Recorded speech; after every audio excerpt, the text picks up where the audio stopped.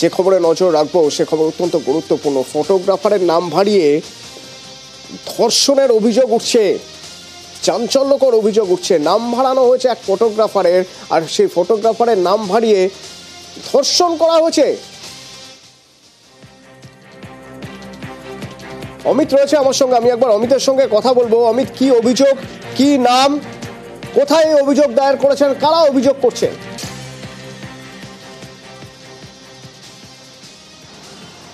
দেখো, যাদবপুর থানায় গতকাল যাদবপুর থানা এলাকার বাসিন্দা এবং পেশায় একজন ফ্যাশন ফটোগ্রাফার, তিনি এসে কমপ্লেন করেছিলেন যে তার নাম বাড়িয়ে অসৎ উপায় অবলম্বন করে দুজন যুবক বা দুই ব্যক্তি, তাদের নাম হচ্ছে প্রতীক পাল ওরফে সায়ন এবং অনিকেত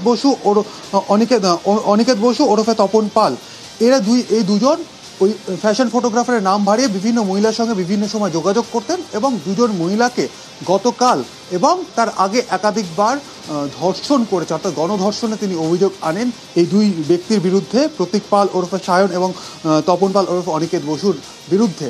এরপরে যাদবপুর থানা তদন্তে নেমে তাদের মধ্যে একজন, অভিযুক্তদের মধ্যে একজন প্রতীক পালকে ইতিমধ্যে গ্রেপ্তার করা হয়েছে এবং তাকে আজকে আলিপুর আদালতে পেশ করা হয় এবং 15 ফেব্রুয়ারি পর্যন্ত পুলিশ কাস্টাডি বা পুলিশ হেফাজতে পেয়েছে। তবে যে গুরুতর অভিযোগ আনা হয়েছে বা ফ্যাশন ফটোগ্রাফার যে গুরুতর অভিযোগ এনেছেন থানার কাছে বা পুলিশের কাছে, সেটা হচ্ছে যে ওই ফ্যাশন ফটোগ্রাফারের নাম ব্যবহার করা এবং এই দুই ব্যক্তি যারা গণধর্ষণে অভিযুক্ত তারা ওই ফ্যাশন ফটোগ্রাফারের অ্যাসিস্ট্যান্ট হিসেবে কাজ করেন এমনটাও বলেছেন বিভিন্ন মহিলাদের কাছে, এবং মডেলিং এবং ফ্যাশন ফটোগ্রাফিতে চান্স পাইয়ে দেবেন এই সমস্ত প্রতিশ্রুতি দিয়ে হোটেলে নিয়ে গিয়ে গণধর্ষণ করেছেন দুই মহিলাকে।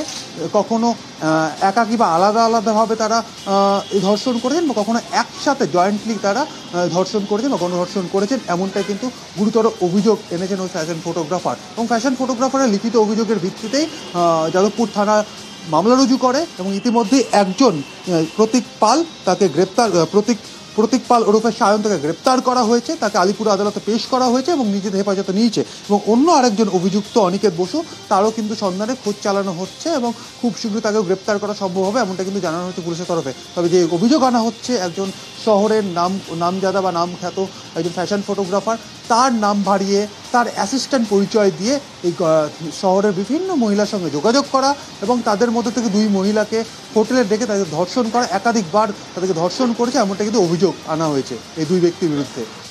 ধন্যবাদ অমিত।